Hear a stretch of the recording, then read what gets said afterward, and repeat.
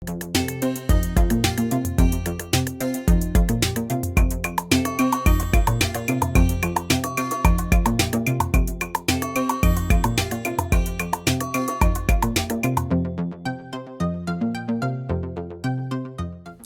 I'm Chuck Chvala, former Senate Majority Leader. And I'm Scott Jensen, former Assembly Speaker. And we're the Insiders.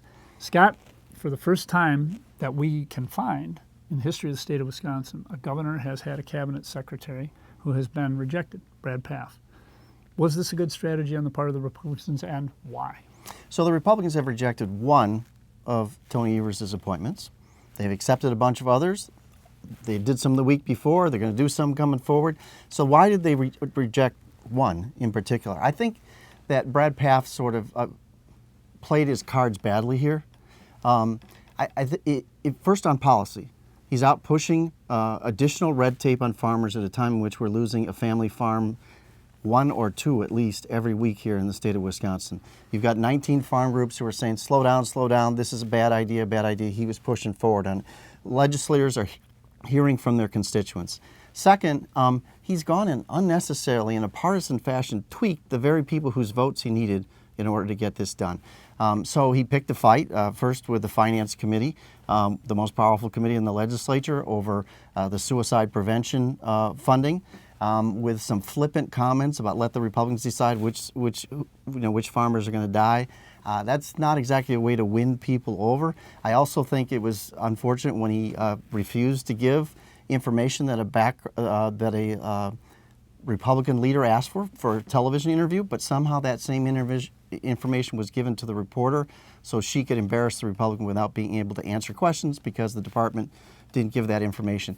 All that may seem behind the scenes for people, but that's not the way you normally win over people and get this job. I think people walked in with a sense that he was qualified and the governor should get the people that he has appointed, and then one by one he just started ticking people off in that Senate caucus.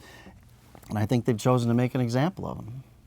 It's never happened in the history of Wisconsin that we've been able to find. There may be sometime in the 1800s. Governors have certainly pulled back their nominations. But no Senate has ever rejected it. I was the Senate Majority Leader. It's not something you do. The governor is entitled to have his people.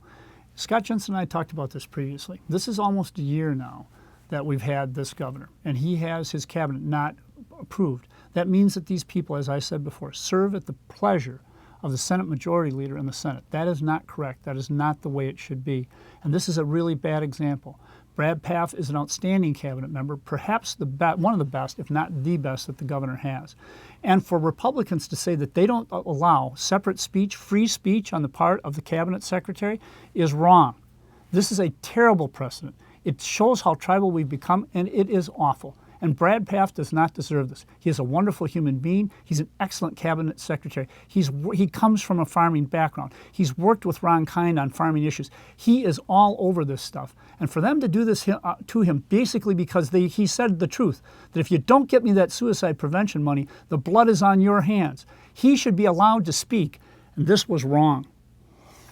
Well, he just played his cards wrong. I think you're right. He came in as a highly qualified individual for the job, and he slowly ticked off the people who had to confirm him for it.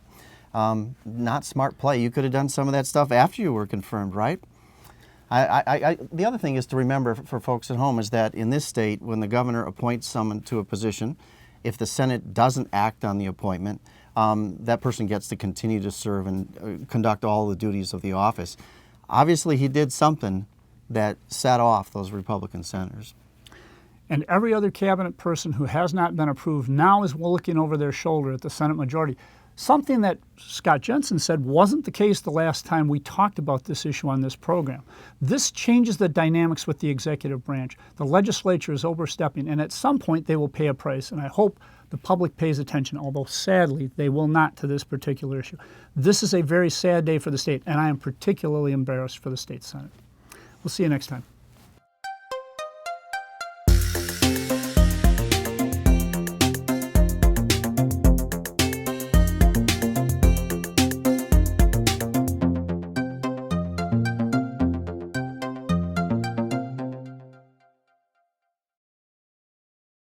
Hi, I'm Mark O'Connell of the Wisconsin Counties Association. I've often said that if you can walk through your entire life without dealing with county government in any meaningful or substantive way, what that really means is that your life is probably pretty okay. We don't deal with the headline issues. We deal with the issues that you hope you never have to deal with. 911, Children in Need of Protective Services, juvenile corrections. Those are the issues that keep our society together. They're the issues that, while you don't have to deal with them, you are happy someone does. And that someone is county government. We're the fabric of our society. And that fabric is woven more tightly when we have good discourse, when we have a breadth of ideas, when we have opposing views talk about and debate what our public policy ought to be. And that's why this show, The Insiders, is so important to the discourse of our state and ultimately to public policy. I'm Rob Marchand, president of Michael Best Strategies. We're proud to support the WisPolitics Insiders program, extending a legacy started by Strategies co-founder Ted Canavas. Wisconsin is the birthplace of Michael Best Strategies, but many of our clients do business all over the country, in state houses and in Washington, D.C. So the Strategies footprint has grown to meet those client needs.